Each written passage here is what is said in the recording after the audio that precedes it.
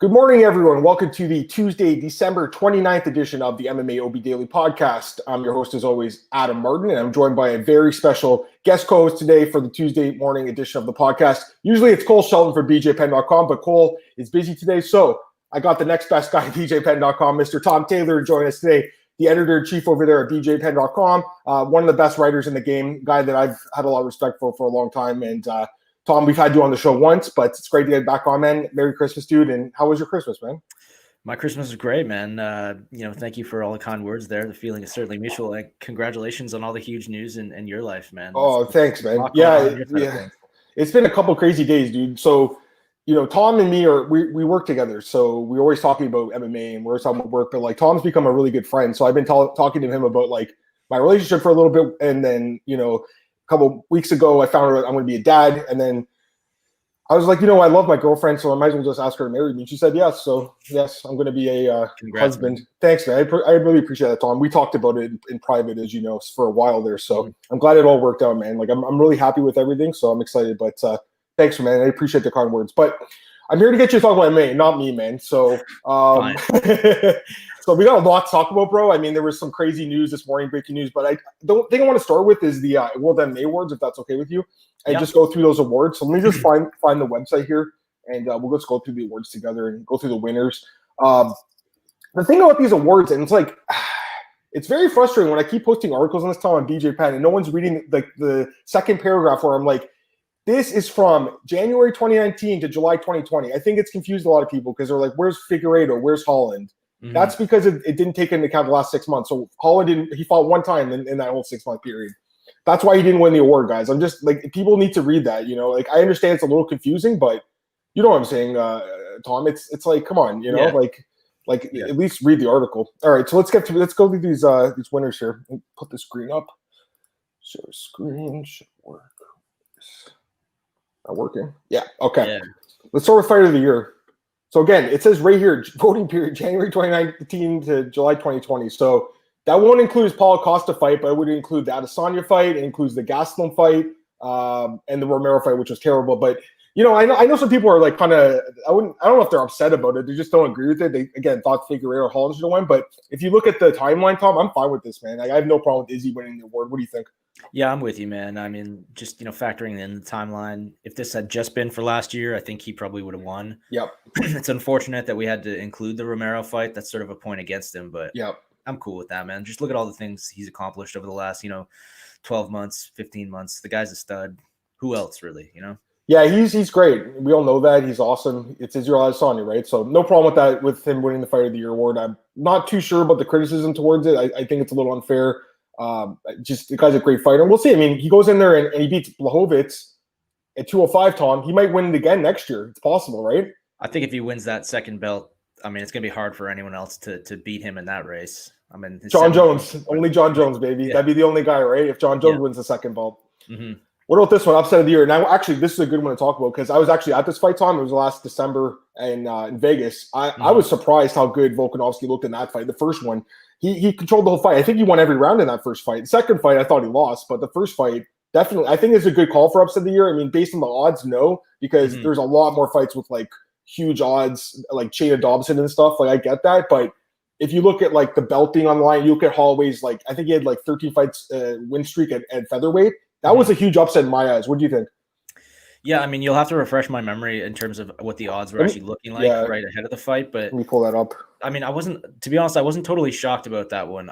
I've been pretty high on Volkanovski for a while. I had been at that point. And just, having watched the Poirier Holloway rematch at lightweight, yes, it was at lightweight, but it just kind of, you saw the kind of style you need to beat Holloway in that fight. And I felt like, Volkanovski could at least kind of rip off that style, Yeah. And it turns out he did even better, I thought, the leg kicks were fantastic. It was definitely an upset and it was definitely an amazing performance, but I honestly wasn't, and this isn't to toot my own horn, like no, you're fine or anything, but I wasn't particularly, surprised by that outcome. Yeah, and looking at the odds, Tom, I just looked them up. It was only plus 150, so it really wasn't that big of an upset by the odds, but like because the bell was online, because Max had that long win streak, I guess that's why he won the award. I want to actually see what the other nominees were. I'm a little curious I would have about said that. maybe that could get like, I don't know, some kind of performance of the year Let's award. see what see what was their upsets. Also, I don't know. I'm not sure why they listed the awards in the way they did because it's a little different here. But so yeah, Corrales Pico. I mean, that was it was a good upset, but Pico's chin is very questionable. This was a pretty big upset over there in Ryzen. Yeah, yeah. And the one championship one there, Eddie Alvarez's loss was obviously huge as well. Huge too. I mean, and then if you look at the odds, Kama Worthy was like plus 800 in that fight. So like he was a huge underdog against Devontae Smith. But you know, I just think it's because he was the belt holder, and probably because again, it's fan voting, guys. So fans they might not know these guys. They might not know who Timothy Nasty Yukin is. That's like, exactly it, we know who he is, Tom. We know he knocked out Eddie. We know he's a good fighter. But do the casual MMA fans that vote for Fighters Only awards know him? I'm not sure. Tom, did you used to work for Fighters Only? I think you've did some articles, right? Or am I wrong? I've never done anything for them, no. Okay. Yeah, but I used to, I actually used to read their magazine. I had a subscription back in the day. Yeah, I get it every week. Yeah, you too. Yeah, it was awesome. Yeah. Breakthrough Fight of the Year, Jorge Masvidal. I think that's a no-brainer. Again, it's only until July 2020. I think it includes his fight with Usman, but even if it does, even though he lost, like the fact that they went back crazy with the pay-per-views for that, I think that does help him, if anything. Yeah, I think it's a great pick. I'll be honest, man. I was never really a big Masvidal fan, Tom. I'm not going to lie. Like, just because I didn't think he was that great of a fighter. And you looked at his fights, he lost so many close decisions he should have won. Just never really showed a lot to me. There's a few fights here and there, like the fight with Michael Chiesa where he submitted him. And there's a few other fights like I saw in Strikeforce back in the Bellator. I mean, he's been around forever. But I never thought he was more than a journeyman. I really didn't. He goes in there and the last year and a half, again, it started in January 2019, but you got the Darren Till fight, the Ben Askren fight, the Nate Diaz fight, and then the Usman fight. I think it's a great choice to do. I think it was a no-brainer, actually. I think you'll agree with me on that one. Yeah, I do. It's definitely, I mean, I'll be honest, it's a bit of a strange one, right? Because you mentioned that he has been around for so long. I mean, typically this is an award that would go to, you know, a prospect, a real up-and-comer, not a guy who's been fighting for, you know, close to 20 years, you know? So I found it, I mean, it's a bit surprising on that front, but just based on what he accomplished and the way he kind of elevated his star that year, I'm totally cool with it. You know, those three losses, the three wins over Till and Askren and Diaz were, I mean, you can't really write a better year than that. The last year was incredible, but again, it's such a funky award because, you know, the COVID thing wrecked it. And here's a good comment from Daniel Edwards, one of my favorite listeners here. He says, COVID-19 hindered Fight of the Year due to the lack of gay center for bigger names. Yeah, I agree with that completely. You didn't even see guys like Conor in the running for it. But yeah, I think breakthrough. I think Tori's fine. Let's go to the next one here. Okay, actually, some of these are really stupid, so I won't even talk about like Analyst of the Year. Like, you knew it's going to be someone that covers the UFC, Tom. I mean, Cormier, like, is he really the best analyst the sport has? I don't think so at all. I like Cormier on the commentary desk, but it's got to be Paul Felder, man. Dude, I agree. I just want to say his name. I love better. Paul. Yeah, Paul's the best guy they have right now. He's way better than Rogan, in my opinion. Better than Cormier. Hardy is pretty good, but he doesn't do it quite as often as Felder. You look at just like the volume of work that Felder is putting out. He's so articulate. He understands the sport so well. You know, he's funny occasionally. He's just, I mean, he's really the perfect analyst. I think they really lucked out finding him. Yeah, no, I agree completely. He was like a great find. I mean, he's already in the roster, and then the guy turned into an incredible commentator too. Like, I love him, and he's so honest too. That's what I love about him. Like when he fought RDA in that split decision, and then there was that other questionable decision. I think it was the John Allen fight from a few weeks ago with Roman Dolidze, where it was that huge, like really controversial decision. And he was like, okay, he's like, I think I should be the one who speaks or like bad judging here. It's the same guy who gave me a scorecard. It's RDA, which I didn't think I won. Yeah. So I love that. Whereas DC, I find is very biased. I find he's very biased, Tom. Like, don't get me wrong. I love DC. He's a great dude. I met him last year in Brazil, Tom, for the Poker Stars thing. Great guy, man. You got to love DC. Great fighter, Hall of Famer, everything. I think he's super biased, Tom. Go ahead. I agree, and I don't like when they put him on with Rogan either. Like, oh god, that's the worst team. That is the worst team. Yeah, it's terrible. It's like watching Joe Rogan's fight companion thing that he does. It sounds like two friends just shooting the shit about a fight, which is not what I want to hear during a UFC broadcast. You know what I mean? I want expert analysis and expert commentary and kind of insights that I couldn't come up with on my own. When it's just these two guys kind of bantering back and forth and yelling and screaming, every 2 seconds, you're not really getting anything from them. You know, you may as well just be sitting on the couch with them, drinking beers, which would be pretty cool, I guess. But I agree 120% with you, Tom. Actually, I just saw a comment about that saying the other day, like someone was saying very similar thing. We're watching these fights. We know the sport. We're watching the sport. Yes, there's some casual fans that maybe they can pick up some things, but when they're just screaming and yelling, it's like you're not learning anything. That's why I really loved Brian Stan. He was one of my favorite commentators. He was great. He was amazing. And when I watched the fights, I would learn something about the sport. And a guy who watches the sport, like a diehard fan like me and like you, Tom, we both know the sport like off our hearts, man. We know every move, everything. Like there's still things you can learn, obviously. But when I'm watching DC, like you said, it's like you're just watching with your friends, which is fine. But they're being paid to do like high level analysis and technical breakdowns, and they're not doing that. So I don't think I would have given the award. I think this was a mistake by the voters. I think Paul Felder should have won the award. I actually think he should have won unanimously, personally. I'm with you. Yeah, Ring Car of the Girl of the Year. I mean, that is that really an award? Like, come on, they got to scrap some of these awards. So I'm not trying to be mean to Brittany. You know, she deserves it. She's a great Ring Car Girl. But I mean, some of these awards that we'll get to, Tom, like best promotion and stuff, like it's just pointless, honestly. Yeah. Sure. Knockout of the Year. I mean, again, this was from last year too. So Askren and Nazwa, I think that we're both okay with that one, unless there was something else that, yeah. I mean, there's a lot of great knockouts. Yeah, there always is. Nothing, under quite the same circumstances as that one. I agree. And here's another stupid award, Leading Man Award. The dumbest award they have, I think. Every year Dana White wins. Has he not won a single year? I think he's won every year. I think so too. And honestly, why do we have this category? I mean, these guys don't need any extra attention. There's lots of great promoters in this game. Everyone knows they're all good. They're all good at their jobs. Scott Coker, Chatri, all of these guys, they're all, pretty efficient at their jobs. Peter Murray, Dana White certainly has accomplished amazing things. These guys don't need any more recognition, like they're already at the forefront of these giant promotions. I mean, do you think Dana is really going to take home his Fighters Only award and put it on his mantle or something? I don't think he cared at all, dude. He's on vacation right now, right? So it's a paperweight for him, man. Like it's it really is, dude. With all due respect to the people at Fighters Only, like it's scrap this category. These guys don't need any more shine. Yeah, I don't know. No, you're right. And like, you know what? Listen, Fighters Only is doing what they can. Like, there's no real award ceremony in the sport, which I find is a huge issue. Like, what other they again, we love the UFC. Like, they provide us with a job in our living, basically. If we didn't have the UFC, I don't know if we'd have a living, Tom, covering MMA. Oh yeah, definitely, man. But it's like, really, like, is this really necessary to award Dana White with this award? Like you said, we already know that he's probably the best promoter in the game. But does he need to keep getting this? I'm just looking at the awards right now. Where is it? Leading Man of the Year. Leading Man of the Year since 2008. Dana White has won every single award. Why do we have this category? It's crazy. That is so pointless. What is someone going to have to do to beat him? I don't know. By the way, Cormier's won the last two Analyst of the Year awards, which again, and Dominic Cruz won 3 before. With Dominic Cruz, he can be good. He can be really stupid too, Tom. Like, I think he's a horrible commentator, man. Yeah, I mean, like that fight a few weeks ago, and he was saying, "Oh, this guy's a boxing judge. He's a boxing judge."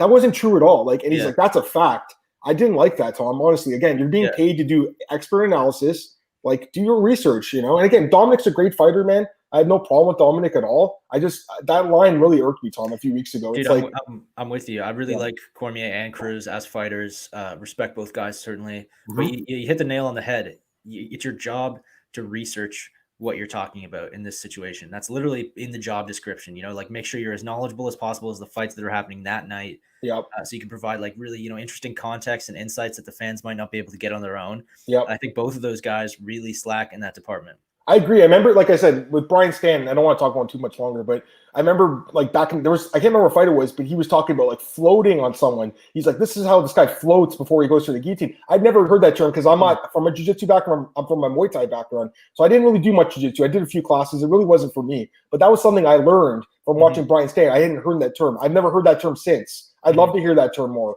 I'd love to hear that kind of stuff. When Cormier, he can break down the wrestling pretty good at times, Tom. I'll give him credit on that, but not often enough. But anyways, I honestly don't want to talk about DC anymore because I'll go on a rant for an hour, guys. I don't want to do it. I'm with you, man. Fight of the Year. I mean, I'm pretty sure Tom, like your girlfriend Joanna. That's Tom's girlfriend, by the way, guys. He loves her, but no, I'm just kidding. Joanna and Zhang. I mean, it's a no-brainer, right? Like, listen, I love the Figueiredo fight with Moreno. Again, it didn't count on this, by the way, guys. So in case you're wondering, I love that fight. I would still give this award to this fight for this year and for last year if you're including it. It was just such an epic fight, Tom. I think you'll agree with me on that one. Yeah, I mean, I had to do the Fight of the Year for Bleacher Report, and I really didn't require any consideration at all, man. Yes, I am a huge Joanna fan. I love Wei Li as well. So, I mean, that certainly factored into it. But the fight was incredible. Even if you include the Figueiredo fight, like you said, the Dan Hooker, Dustin Poirier fight was amazing as well. There were some great fights this year, but there was nothing quite like that. That fight, it was just nonstop action from beginning to end. the Figueiredo fight had a couple of fouls and stuff, and there's a few lulls in the action, slowed in the 5th round. Yep. That Weili Zhang fight and Joanna, I mean, they went crazy for literally 25 full minutes. It was and just considering everything that was on the line, the storylines coming in, this rising champion looking to really assert herself as the best, and the former champion coming back, it was it was such an amazing story and such an amazing fight. And you'd hear about the moment they had in the hospital after the fact and stuff, kind of. Yep, I know, that was crazy. I mean, the whole thing, the lead up to the fight, the fallout of the fight itself, it doesn't get any better than that, in my opinion. I agree. I got a comment from Straight Wager. He's one of my favorite guys here too. He says, it'd also be like you guys saying no Journalist of the Year award. It's been won by the same person. Actually, I don't mind if they scrap that award either, because Ariel wins every year, even when he is not the best journalist. Because a few years ago, and I'm biased because Kareem's one of my good friends, but I thought Kareem should have won, like when he was nominated a couple years ago. He didn't win. I think Ariel's won every year, right? Let me take a look here. I think the solution is not scrapping that award, but just maybe some of these shouldn't be fan voted, because John Morgan won the award in 2009, by the way. He's the only other guy who's won. Ariel's won 10 straight years. Like there are so many amazing journalists in this sport, unearthing real interesting stories. Ariel does a lot of interesting stuff. He breaks a lot of fight news, and he's a pretty good interviewer. But with all due respect to the guy, I don't think at this particular moment he's the best journalist in the sport. I think there's people that are doing more interesting things, innovating, chasing stories a little harder. I'm just trying to see who else was nominated for journalists. I'm just curious. To me, it doesn't really matter. It's not like I'm going to get nominated anyways. Yeah, I mean, honestly, take Brett off that list, man. He works for the UFC. I mean, honestly, it would have been for me. It's either really based on the nominees. I would have probably given it to John. Maybe John busts his ass. People don't realize it's not easy to travel around the world, man, covering the sport. I know it sounds easy on paper. He's got a young kid. He's got a wife. John's a great guy too. I met him in person. Yeah, he's an OG too, man. That guy. That I would be totally happy if he won it. I remember.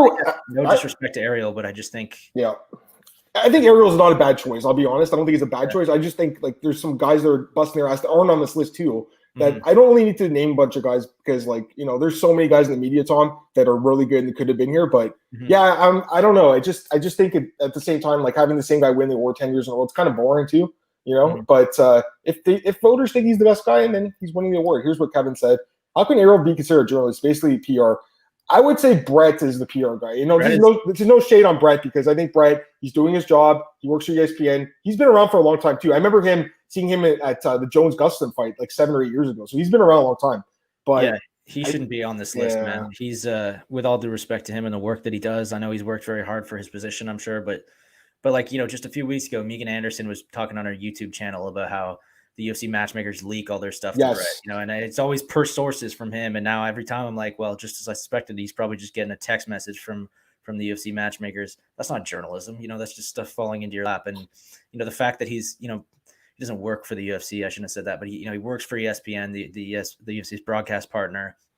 He only covers the UFC. You rarely see him mention any other promotion. Yeah. I would certainly not call him an MMA journalist.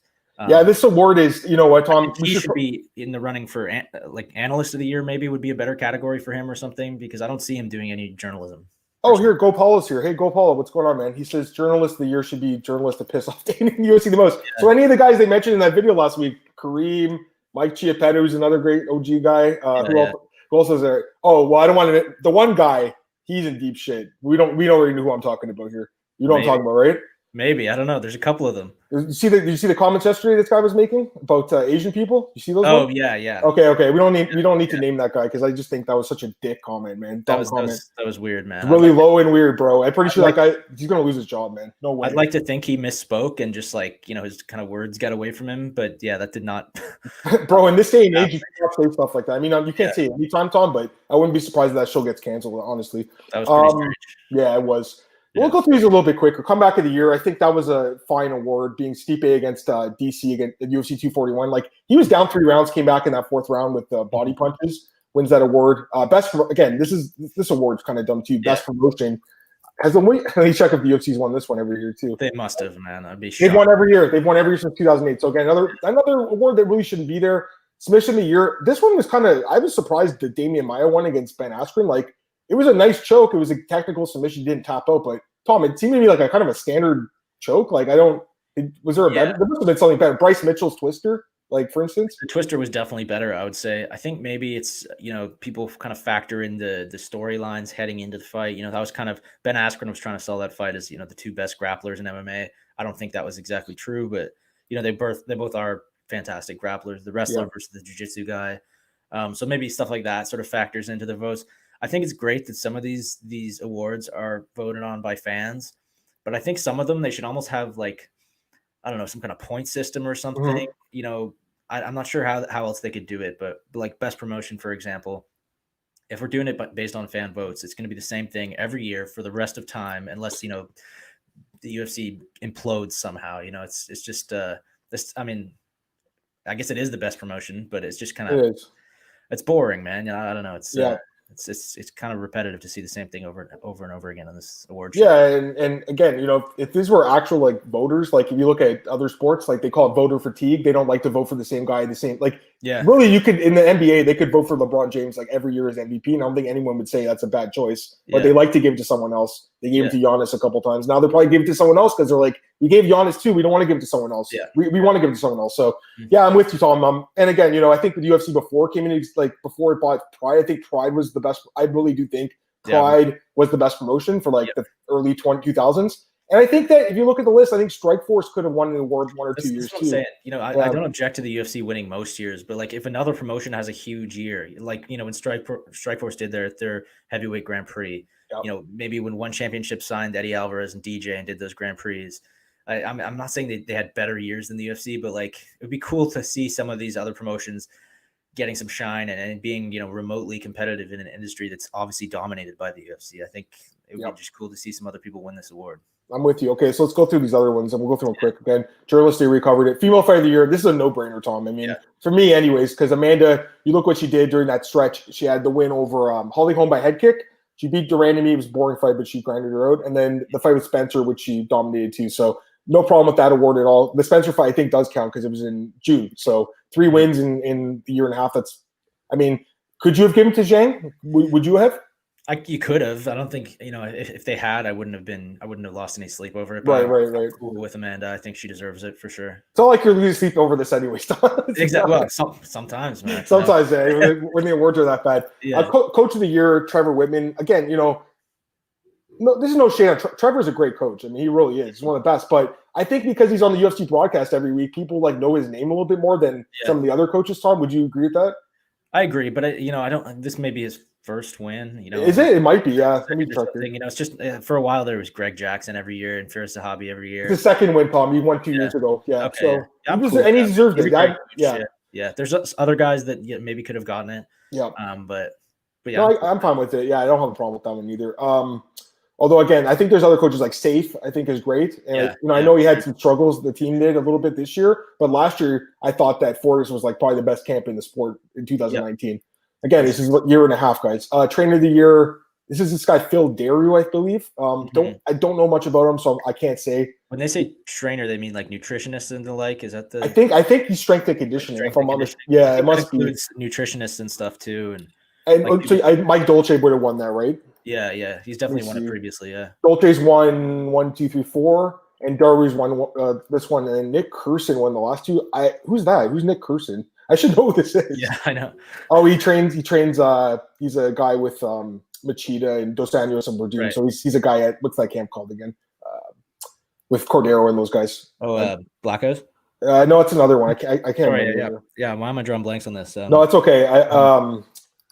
What's his name?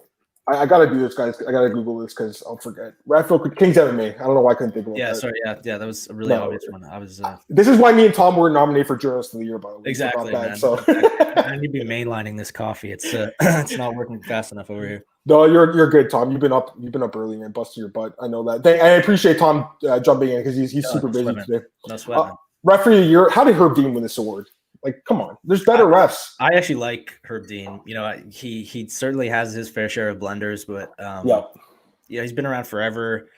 I like him, man. He's definitely made some mistakes. He probably didn't deserve it this year, but I'm not losing sleep over that one either. No, I mean, you can't lose sleep on it. Herzog maybe would have been good. No brainer for me. Yeah. This year, I think he should have won. And Kevin said Kings MMA. I see it, Kevin. Yeah. Thanks, Kevin. Yeah, I think it would Herzog. Mark Smith is another great ref. The best refs, it's just like in other sports, umpires, officials. When you don't know their name, they're actually probably the best refs, Tom, because the ones that you hear their name every week, it's like Mario Yamasaki or Steve Mazzagatti. But it's the guys like Mark Smith, you don't hear him. He's quiet. And Jason Herzog, too. I only hear good things about Jason, except for the fight with Anthony Smith, which he apologized for. That's a man right there, Tom. That's a man. He went on Twitter and said, I screwed up, guys. I'm going to learn from this fight. Mm-hmm. Other wrestlers been like screwed. Like Mark Goddard would have probably stuck his finger up to the fans. Yeah. Like, I do like Mark Goddard too, though. I kind of like that side of him as well. I don't mind the referee though. I don't mind the feisty side, but I just feel like he's made some blunders. But everyone does, bro. Refereeing is such a hard job. It's really hard. Yeah, I could not do it. Kevin says Herzog should have won, and straight waiters. He likes Smith. I like Mark Smith too. Actually, I was looking at. I think Nolan did the article at Junkie. It was like the top 3 refs this year. It was Herb Dean, Jason Herzog, and Mark Smith based on total amount of fights. Yeah, I'm cool. So no problem with those 3 guys. All right, what else we got here? Person of the year, Joe Rogan. I mean, I honestly, I'm going to pass on that, even talking about that one. And same with this one, best MMA programming. Really? I mean, what is that? I don't even know what that is. I don't know how that wins that award. Like, it's weird because it goes against, like, what else was – okay, hold on. Best doesn't work. Leading man. Business promotion of the year. I don't even know where this is. Comeback of the year, coach of the year. I don't even see it, Tom. I don't even see the nominees. I'm not sure really what it was. Like, I don't really know that award, but I don't watch Joe Rogan's show. I'll be completely honest. It's not my cup of tea. It's not for me, man. I'll be honest, man. I don't really watch a lot of like the big names anymore in MMA. I watch more like guys like John and James and myself. I prefer like independent kind of guys, honestly. And there's some guys working for the big sites that are great too. Don't get me wrong, but I don't really watch a lot of those big name shows like Joe Rogan and stuff. That's just me though. Media source of the year. I mean, ESPN wins, Tom. Like, is this not a conflict of interest? Like when it's the UFC, ESPN. I don't know, man. I mean, it is the World MMA Awards, so they should be allowed to cover the UFC, like awards, things freely to the UFC. It's not the UFC awards, right? Good point. Fair enough. Yeah, no problem with that does either. ESPN cover the sport better than any other outlet? I don't know. Like, I think that like there's some really obviously some great websites out there. Like as we all know, we don't need to name them. There's some great websites, but I guess because they have the fights too, maybe that's what put it over the edge. If you're a fan and you're looking. You're like, oh, I know MMA Junkie, MMA Fighting, and I know ESPN, but the fights are on ESPN, I guess. Anyways, Gym of the Year, ATT. I'm fine with that one too. I'm cool with that, for sure. And then fighting, maybe Sanford MMA. Sanford's a great pick too, man. With Gilbert Burns making his resurgence and some other guys there, but ATT I think it's been the best gym for a long time. Let me just check how many awards they won. They won the last 4 in a row, so they are great. I mean, it's the sport, right? Like there's different phases of the sport where the different gyms are best. Like back in the day, it was like the Pit with John Hackleman and Chuck Liddell, or was it the Hit Squad with Matt Hughes and those guys, or Militich Fighting Systems. Greg Jackson's team 10 years ago was the best team in the sport. Team Quest was a great gym. So now it's ATT. I think is the elite gym because, dude, first off, I mean, almost all the best fighters train there. Yeah. And I wouldn't say almost all of them, but a lot of them do, right? And they have great coaches too. So.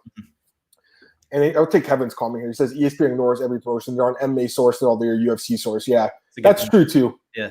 Do they even talk? I don't even know if they really do Bellator news. Well, they cover the PFL because the PFL.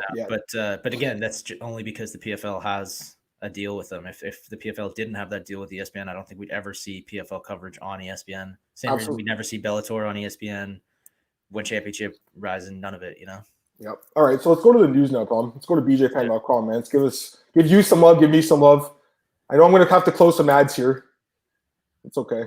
Hey, man, ads pay our wages. I wouldn't be able to do this podcast. I wouldn't be able to eat cereal in the morning if I didn't have these ads. Right, Tom? Serious, man. That's it. Absolutely. Okay, so let's start with this one, dude. I mean, GSP's teasing a big announcement. I don't know what to say about this because Dana White said he's going to speak to Khabib later next month. In like second or third week of January. So unless they've like talked already and Dana White kept it a secret, which is very possible, I don't know if this is going to have anything to do with him coming back. What do you think? It's not. Yeah. I see people, respected journalists and stuff already commenting on this on Twitter. These people are tricking themselves, man. They're it's almost like they're lying to themselves and kind of to us too. That this is not going to be a fight announcement. The guy has retired like 6 times. MMA is holding him hostage at this point. Just let him go. It's like The guy's done everything there is to do in this sport. He clearly doesn't really have a lot of interest in fighting anymore. He's almost 40. It's not a fight announcement. It's going to be, a new deal with Under Armour or some shit. It's I would love to see GSP fight again. The fight with Khabib would be crazy. That's probably the only fight that will get Khabib back. But, GSP, I think, is pretty content in his retirement. And I think, honestly, Khabib feels the same way. Like, just let these guys go. If they don't want to fight anymore, suck it up. They've given us a lot over the years. Let them ride off into the sunset and enjoy their time with their families. I don't know. I don't think it's going to be anything of serious consequence. I hate to be a downer, but I agree. I mean, I think people need to just temper their expectations. And you know what? I hope I'm wrong. I hope Tom's wrong too. I hope we're both wrong and they announced the Khabib fight, right? That'd be nice. So. Yeah, that'd be huge, man. That'd be a sweet Christmas present, post-Christmas present, man. I mean, my Christmas has been pretty good already, but I think that'd be pretty damn good, right? A great way to, bookend this terrible year. Something to look forward to in the new year. I agree. And I do want to see this fight, Tom. I don't know. It's like Khabib's, they're pressuring to come back at this point. Dana White's like, I'm going to convince him to come back, guys. And he's already said, I'm retired, guys. Like, I don't want to fight. Do you really want to see a fight between two guys who were, bullied into fighting? That's when it becomes, human cockfighting again. You have two guys who are, unwilling participants being forced to fight each other. It's I agree, Tom, but at the same time, they're probably going to be paid, a couple $1 million each if I had to guess. So I think they'll be okay with that. I'm embellishing a bit, but absolutely. No, I know what you're saying. You know what? I really do want to see this fight, guys. I'm not going to lie. This is the fight. This is my dream fight. I do want to see this fight. I don't know what weight class, maybe a catch weight, no idea, but I just don't think it's going to be tomorrow. And I'm with Tom. I think if you're a journalist, you can't trick your fans too much either. You got to be like, hey guys, there's an announcement. We have no idea what it is. You can't just go out there and say this is going to be the fight with Khabib. And look at Mark. So go ahead. What were you saying, Tom? I was going to say, don't even pretend you think that's what it's going to be. No journalist worth their salt without, unless they have inside information, really thinks that GSP is going to randomly announce a fight with Khabib himself on Wednesday morning. You know what I mean? I agree completely, Tom. It's clearly going to be, it's going to be a press conference in Montreal or something where he announces that he's, just got a new energy drink deal or something, or that he's cutting his new hair that he just spent, so long growing out. Yeah. No, I'm with Tom. I don't think it's going to be anything crazy. Marcus just said he wants to see Khabib and Oliveira. Me too. That'd be a great fight. Yeah. But especially if it goes to the ground, obviously. It'll never happen, man. It'll never happen. I don't think so. And there's really no benefit to be taking that fight. That's not the fight he's going to come back for. No, it's going to be GSP or Conor. Yeah. Those are the only two guys. Yeah. Kevin, congrats on your family is growing exponentially in the last few weeks. Thanks, man. I really appreciate it. Yeah. Well, I'm not married yet, but now I'm going to have 4 more nieces and nephews. So that's going to be fun. It's a big, happy family. All right. Next thing, Edwards and Khamzat. I mean, we got to talk about this. This happened this morning. Okay. This isn't 100% official, Tom, but I have seen some pretty big websites confirm this news. This sucks. I mean, there's no doubt about it. What do they do now? Because they had already moved this fight once from the December 19th card to this card on the 20th in Fight Island.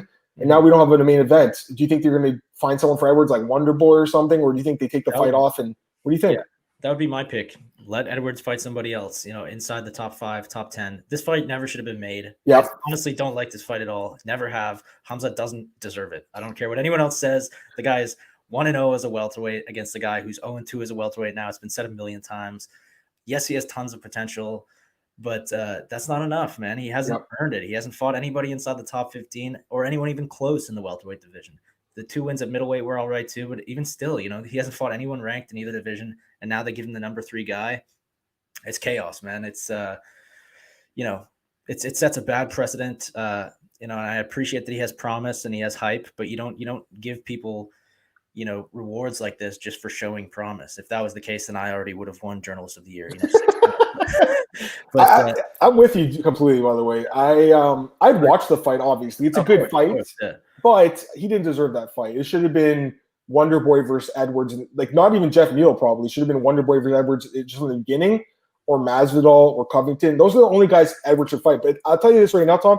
At this point, he hasn't fought since July 2019. He needs to fight. So I think he's gonna be willing to kind of make some concessions now too. He may take, if I would Neil Magny, I saw some talk that Magny was put on that card sort of as backup for the main event. So that would be my hope, that they do Magny versus Edwards. Sure. Throw Khamzat in there with someone, on the fringes of the top 15, maybe somebody right on the inside of the top 15, like, Bilal Muhammad or something like that. I don't know who exactly, but just, someone on the outer edges Yeah. of the top 15. But don't give him the number 3 guy, man. He doesn't deserve it, man. He's super overrated. Like, listen, I actually like Khamzat a lot. I like watching him fight. Do I think he could be a champ? I do. I really do. Yeah, exactly. But based on what he's did so far, how is he ranked? It doesn't make sense. Yeah. I'm not saying he's not going to be I'm a with champion. you. Maybe he'll be the champion of both divisions, but let him prove it like everyone else has. Dude, I agree. Since when do we rank guys based on potential? Like, if we do that, like, we should have had people that ranked in there for years. Like, Conor McGregor should have been ranked before he beat Marcus Burmage, right? So, exactly. To me, it's kind of a mistake. But either way, we'll see what they do. Hopefully, they find someone for Edwards. He's got to fight. Yeah. And Daniel says the universe is telling Damon something about Khamzat and Edwards. It's just like Khabib and Tony. It's turning to the new Khabib Tony. All right, look at this one. Conor says he's boosted the ESPN Plus subscriptions. I saw this Instagram post from him. What do you think about this, Tom? You think he's embellishing this a little bit? You think his name plays a big part? That's from the Disney CEO, and it's actually an old quote. So it's an old quote. Okay, I was looking at that. I was like, what the heck? Yeah, okay. It's certainly true, and I'm not surprised by that at all, man. Yeah, listen, he's a big draw, man. No doubt about it. Let's skip this one. Corey Anderson talking smack to John Jones. Wow. Still, eh? You think Corey's going to get that title shot in Bellator? Or do you think they're going to give it to Ryan Bader? Because Scott Coker said the weekend, Ryan Bader, they're talking to his management about a rematch. Yeah. What do you think? I think he maybe could have snuck ahead of Ryan Bader, but now that they've got Rumble and Romero too, I think his chances of getting a title shot just got a lot slimmer. I think he deserves it more in Bellator than Romero or Rumble do at this point, but he's, they're both way bigger names than he is, I would say. Yep. So I think probably they'll do the Bader Nemkov rematch and then, do something involving those 3 guys and maybe Phil Davis and hopefully we get a clear. Leon Machida. I mean, it's just I mean, listen, it's a good division, but at the same time, it is a lot of former ex-UFC guys. So, people saying that they have a better light heavyweight division than the UFC, I don't agree with that, Tom, because they let these guys go, so they made that choice. The real selling point of that division is Nemkov because, we haven't seen him in the UFC. He hasn't lost to a bunch of UFC guys the way the others have. Yeah. So there is that question mark. Like, is he better than a lot of the guys in the UFC? We don't know, right? Great question. Makes it compelling. Yeah. I think that a tournament makes sense too. Also, I want to get these comments because I missed a couple of questions. Kevin Scott, he had a question. How is Nunes the only champ currently booked? We'll probably see Stipe and Francis in March. Where are all the upcoming title fights? Yeah, dude, it's weird, right? It's bizarre. You know what? Let's pull UFC rankings. Pull it up for a second. Go division by division. Let's start with flyweight. And Figueroa just fought, so we'll give him a pass. Peter Yan, it's just weird. Like, we thought that was going to happen in February at the 258 card, but that fight's not official. Same with Usman and Burns. What's going on with that card? It's so weird how they're announcing fights for the March card, but not the February one, right? It is strange because we've got, we know what's going to happen at bantamweight. We know what the fight's going to be. We know what it's going to be at welterweight. We know probably what it's going to be at heavyweight. And we've known for weeks at this point, but for some reason the UFC just isn't pulling the trigger and making these fights official. Maybe it's because of the time that we're in right now where, things fall apart so quickly. They don't want to get ahead of themselves and announce a fight, 3 months out and end up losing it and disappointing everyone. But, that would be my theory, honestly, is that, if they're hoping one of these fights will happen in February, then they'll announce it at the beginning of February rather than now. And then, potentially have it fall through in a week. Yeah, no, you're right about that. Volkanovski, this fight has been rumored for that card in March too, I think, or February, actually. Again, that card in February, 258. No announcements for it yet. It's so weird. But yeah, Volkanovski is supposed to fight Ortega. I think that will happen next. The silver lining is that we may end up with a ton of title fights on one card at some point. I think that March card will have 3. I really do. Now that I was thinking about that the other day, Tom, I'm with you. Like, there's just so many fights that they're going to have to stack them, or like regular ESPN cards. Well, maybe they'll give them like a flyweight title fight or something, or like women's strawweight title fight or some. I don't really know. I'm not sure. Or even the Ortega Volkanovski fight. Yeah, they could do that. I don't really know if those guys draw, but they might do really well as far as ratings go. Usman again, Adesanya. That fight with Jan's going to be booked, so we could take those guys off. But again, these fights aren't official. Stipe, with Zhang, Shevchenko. It's weird. I'm with Kevin. It is bizarre. And he had one more comment here. Kevin did. He said, "Can we get these divisions moving with some title fights? We have 1 or 2 booked." Kevin, you want to see some title fights, huh? I don't blame you, man. I mean, that's what we come for, isn't it? Yeah, I know. We come for the best fighters in the world, right? So I don't blame him at all. Let's get through some of this stuff. This whole thing with Conor and Khabib and Dustin. I want to get your thoughts on this, Tom. Do you think this fight should be for an interim or vacant title? What do you think?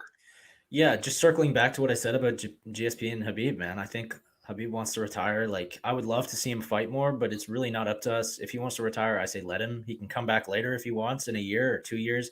But in the meantime, let's let the man retire like he planned on.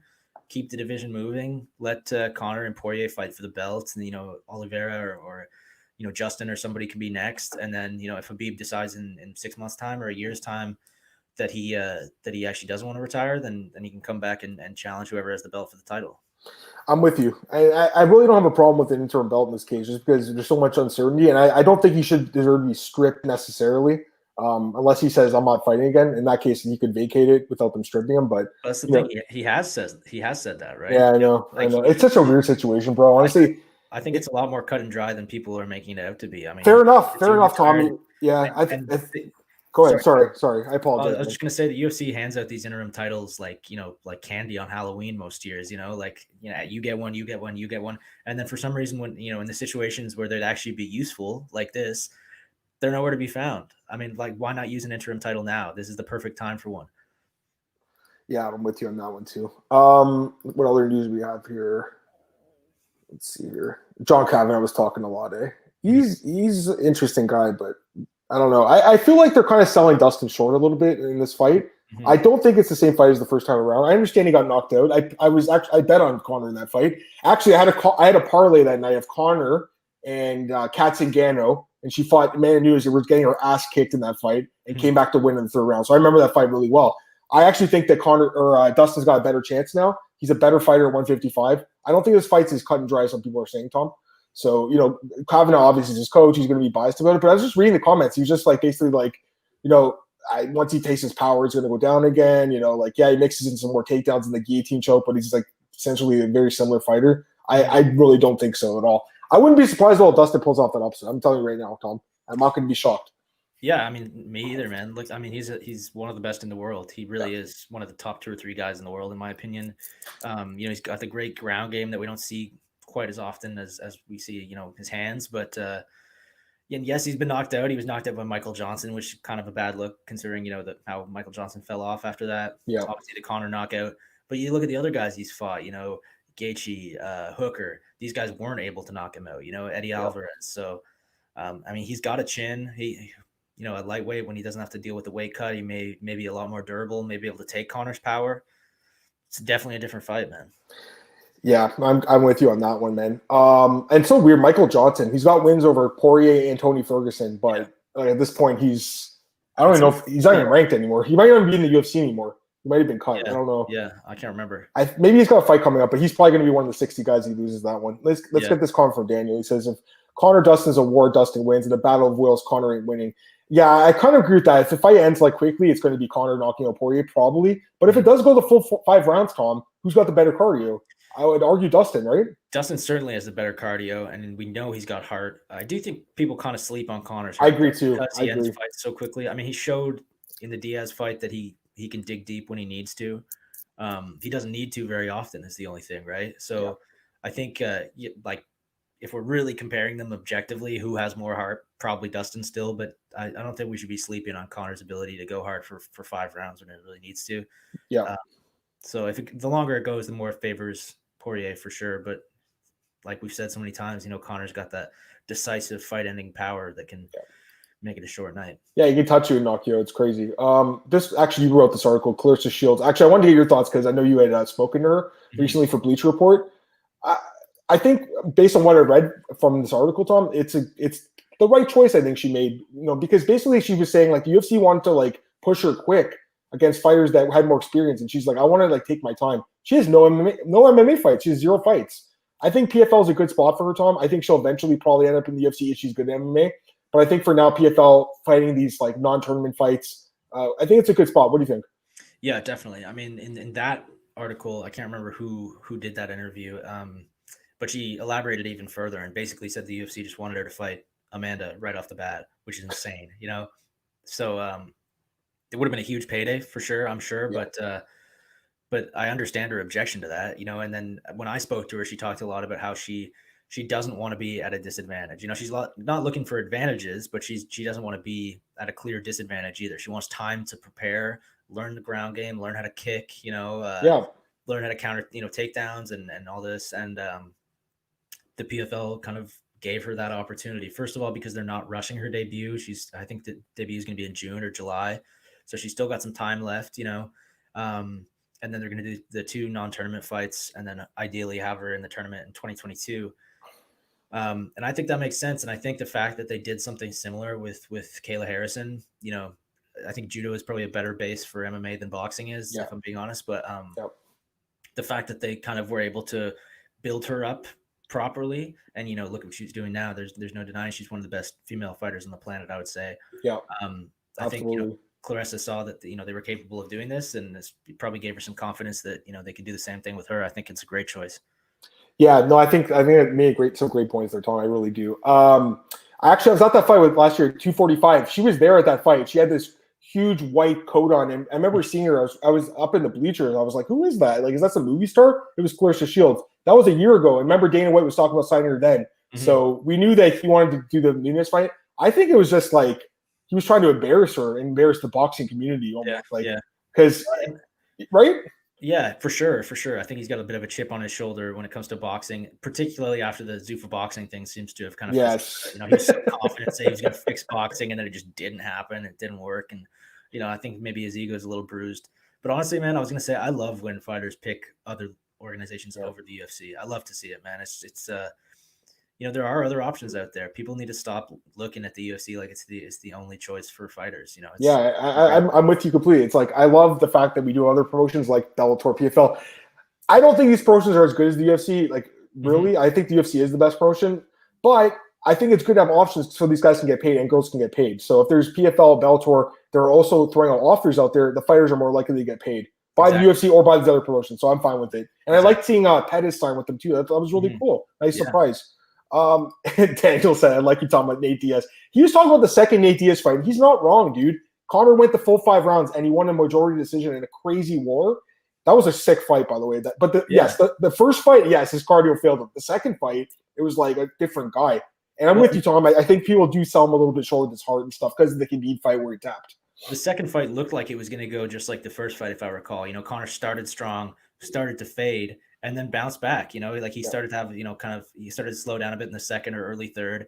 And then I can't remember which. I think he won the fourth and maybe, got taken down in the fifth. But he was, he was having success later in the fight as well. He really dug deep in that one. Yeah. So we got like 10 minutes left. I'll just go through a little bit more stuff quickly. This Ben Askren thing with Jake Paul, I never got your thoughts on it, Tom. I mean, I've kind of got some thoughts on it. I mean, it's basically for you as a writer, it's a necessary evil to write about this fight. Yeah. But are you excited about it, or you think it's a joke? What do you think about this potential fight? First of all, I don't think it's going to happen. I don't think Jake Paul was ever going to fight Ben Askren. I think maybe before the Nate Robinson fight, when he was kind of name dropping people, Ben made sense then. But then after the Nate Robinson fight, I don't think even he anticipated how much his star would rise in the boxing world from that fight. I think he's realized now that, as big of a name as Ben Askren is, Jake Paul just has way more mainstream appeal than this, random dad bod, curly hair guy that most casual fans have never heard of, Yeah. So I don't think he has really any interest in fighting Ben Askren at this point. I think it's Dennis or Conor or, another celebrity, Evander Kane or something, Yeah, this whole thing kind of surprised me. And I know that Cole, obviously one of our guys, got confirmation last week. And I think Ben, at that point, probably thought this fight was happening. But at this point, it's like, I think it's up in the air a little bit, Tom. I think Ben probably believed it was going to happen and hoped it was going to happen, and good money for him, right? Yeah, but I don't think the Paul side is going to be particularly interested in this one. But like you said, a necessary evil. I see a lot of people complaining in the comments and stuff, and messages, about the coverage that Jake Paul and his brother are getting. But guys, I wish I could show you the numbers. Like these guys are getting more clicks than just about anybody else in the sport right now. More than Conor. Some days. It's I don't know what to tell you. People like to read about this as much as people complain. It's like up here in Canada, everyone talks shit about Nickelback, but somebody's listening to these guys. It's not me, but these guys are selling, platinum records every time they put a record out. Oh man, complain about them, but Jake Paul is the Nickelback of boxing. Dude, that's so funny. Yeah, I don't listen to Nickelback either. Let's go through a few other things. We got like I said, 10 minutes left. We'll go through it really fast. Sean O'Malley. I mean, can you think of a bigger sore loser in the sport? No, I mean, I don't want to talk too much crap about him. He's a great fighter. I like him too, dude. I like him, but come on, man. I didn't think that win was that fluky. I mean, it sucks his leg got hurt. Nobody wants to see a fight end that way, but I mean, Vera pretty much knocked him out with those elbows on the ground. Like O'Malley's eyes went dead for a second there. Yeah. Bro, you lost the fight. It sucks. Just try to learn from it and maybe earn a rematch with Vera down the road. I'm just tired of hearing him talk about this fight. I'd like to see Same him here. and fight somebody else, He was supposed to fight Thomas Almeida, and I think he probably would have knocked him out. That's why the UFC booked it, but it doesn't look like that's going to happen. So I don't know what they're going to do with him, but I really like Sean too. I'm with you, Tom. For sure. But I just really don't like the road he's taken after he lost that fight. He should have just been humble. I think fans would have respected him more. I think fans are a little down on him a little bit right now. But again, the numbers, we've seen the numbers for him too, Tom. Another guy, necessary evil, right? Well, yeah, and some of these guys do. I mean, as frustrating as it is to hear the way he's talking about that fight, he understands like you have to stay at the forefront of the fans' minds, And if he was if after that Vera loss, he was like, he was the better man that night. That sucks, and then he went silent for 6 months. People wouldn't forget about him, but we would be using up a lot of our bandwidth on other people and stuff that weren't in the headlines. But he's kept himself in the headlines, and now when he fights again, people are gonna be like, oh, that's that guy that sucks at losing. Like, let's see, how this goes. I think it's a maturity thing too. I mean, he's a pretty young guy, and like I'm only 32, so I'm not like super old. But for me now to when I was 25, like the maturity level is like through the roof. Like I remember how I was then to now. So you look at a guy Dustin Poirier, who I think is the same age as me, and you look at this article where he was like doing an interview, and he's just all of a sudden starts going like, he's like, man, I really like the lightweight division. Oliveira is amazing, and he's like, Michael Chandler's a really good fighter. Like that, I love guys like Dustin who are super humble and just they're not afraid to praise other people because they know that they're a good fighter themselves. And I think Sean could have taken that route. But anyways, you know what? I just want to see him back in the cage. I do think he can get back in the top 15. I think he is good. I know your time's tight, Tom. We only got a few more minutes. It's all good. It's all good. It's a slow time for MMA news, so I don't think we're missing much. I don't think so either. I'm going to do the fight announcements. By the way, I got Marcel coming back on Thursday, so we'll go through all the fight announcements, guys. This is Sunday. This is my Sunday shift, Tom. You could see what I was doing, bro. It was there wasn't a lot of stuff to cover. Actually, well, this one I guess is worth talking about quickly. Beck Rawlings and Page. You think we'll do that rematch in BKFC? I don't know. It depends if Beck wants to come back to BKFC. I mean, she, I feel like she catches a lot of flack for some reason, but she was pretty good in MMA and she did great in bare knuckle. They called her the queen of bare knuckle. She was the first woman to really move over to that sport and start making waves and winning belts. So I think if the rematch were to happen right now and it was Paige's debut, I think Beck would probably win. But if Paige can kind of, get her feet wet and sort of like, figure out the nuances of the sport, because they talk about that a lot. I've talked to, people that have done bare knuckle, Isaac Valley Flag. They talk about, the subtleties of a bare knuckle fight. Like obviously you don't punch as hard and stuff, but he said you can feel like when a knuckle lands on someone's nose, you can, even if your eyes were closed, you can tell what part of the face you're like it's just so much more sensitive without a glove on it. You really know where your hand's making impact and stuff. And it's apparently just a very different It's incredible. It's incredible what these guys do in BKFC, man. I mean, what they do in the UFC is incredible too, but it's fine without the gloves. It's like, wow. I couldn't even imagine. And it's crazy how they really don't have, like I saw that study. The thing with that study that they did was like, it's kind of a small sample, Tom, when you compare it to like the UFC or MMA. But the studies, I mean, from what the studies showed, it's safer than MMA, but I'm not sure if I buy that completely. I'll be honest with you. I buy it, man. Oh, do you really? Wow. Okay. At least in terms of brain damage, concussions. Yeah. Because I mean, we know there's a lot of superficial damage, a lot of cuts and bare knuckle, but there's no kicks. Kicks obviously, and knees deal a lot more damage than punches do. And like I said, you're not punching it with the same force in a bare knuckle fight as you are in Muay Thai or MMA, because you don't have the gloves protecting your hands. Hands are fragile as shit, man. You absolutely, dude. You can't punch full tilt when you're not wearing gloves. So I think, I mean, it's maybe more impacts and it looks worse, but they're not, hitting the brain as hard as they otherwise would with gloves on. Yeah, that's a good point. Just want to get this last comment from Daniel. He says, can't have good loser or bad ones, can't have someone with the rain. Yeah, we have to talk about something. I want to get to odds breaker, but the last thing I want to talk about here is this Garbrandt Aldo fight. I don't think this is happening either. I mean, Ali Abdelaziz can be out there saying what he wants, and Ali does have control over the matchmaking a little, which is weird because he's not a matchmaker, but we know he's got control, Tom. Yeah, I don't think this fight's happening. What do you think? Definitely got a lot of sway. I guess that would be a cool fight, but I don't really like it, man. I think there are better things for both guys. Like I'd like to see Aldo fight somebody like Dominic Cruz or something. I'd like the Cruz fight the most too, dude. I really like that fight. Yeah, I want to see or Dillashaw too. Yeah, somebody kind of his vintage, I think he's still one of the best in the world, but like, let's not, I mean, I don't know. I would like to see the Cruz fight or something like that for him. And then Cody, I like the idea of him at 125. I think it's a fresh start.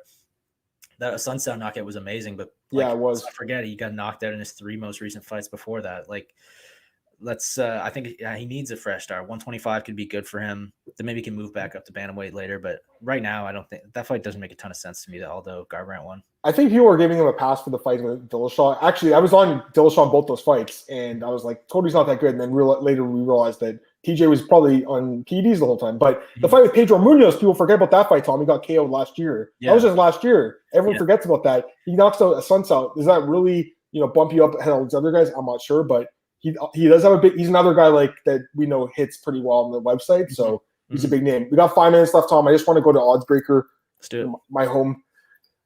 Outside of BJ Penn. Hopefully it loads up here. Here we go. So that's today's podcast. Now, I wrote an article on the weekend, actually a couple. I want to plug these. This was a cool article I did. To my own horn, but still. I called it Sean Strickland 10 unranked UFC fighters to watch in 2021. Because this guy, I think, you talk about guys who are going to make a run for the belt. I really think this guy can do it. Since he came back from his motorcycle accident, he's looked like a different fighter, Tom. So I know that division's stacked, but he's good. But yeah, just looking through the whole thing, we got I started with fly. I went through basically every division except for women's featherweight because there's just no one in that division. Jimmy Flick's a guy I put on the list. TJ Dillashaw, a guy like that. Ilya Topuria, Rafael Fiziev, Sean Brady. So you guys can look through the list too. I want to plug it though because man, I actually went through the whole roster, Tom. So 600 fighters, and I picked out. And obviously I'm going to miss. There's probably a few guys I missed on that list, but there's a lot of talent in the UFC right now, man. That's unranked. It is. And here's another one I want to plug too. This is actually posted on Christmas Eve, so I haven't had a podcast since then, I don't think. UFC betting in 2020, I called it, looking back at 10 of the most controversial judging decisions. And I went to MMADecisions.com, our friends there, and they had like the 10 most popular decisions, the ones that people clicked on the most, I guess, and read the most. Number 1 on the list was Jones and Reyes. So basically, I went through all the 10 on the list and gave my scorecards. For the most part, I think I agreed with the judges. But in this fight, I think – looking back, it's almost surprising it's this year, but I think looking back, this was a super controversial decision, right? Like, do you remember who scored in that fight? Do you remember? I think first watch, I kind of thought Reyes did enough, but I can say that sometimes when you're watching a title fight that involves such a dominant champion, you give more weight to the guy that's not supposed to win when he's doing well, and I think that's what happened. I was just amazed to see anybody doing well against Jones that by the time it was over, I was more impressed by Reyes, But I think, having seen the highlights and rewatched the fight since then, I think Jones probably deserved that win. It was close, though. Very close. Yeah, it was a super close fight. I actually have only seen it the one time. And the thing is, like, when you're rewatching a fight, yeah, you can change your score. But the truth is the judges don't get to do that, right? So, like, you kind of got to go with what you got off the bat. But, yeah, check it out, the article, if you don't mind, guys. And then one last thing I want to check out here, odds.com. I just wrote one on 5 fights to keep your eye on in 2021.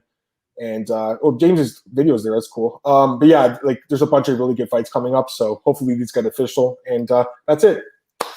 All right, Tom. Yo, dude, I appreciate you joining me, man, for the whole hour, dude. Thanks so much, man. Tom's like I said, a grinder, and he's gonna go back to work, I'm sure, right now. Maybe he'll take a break for a bit and you're gonna get another coffee in him.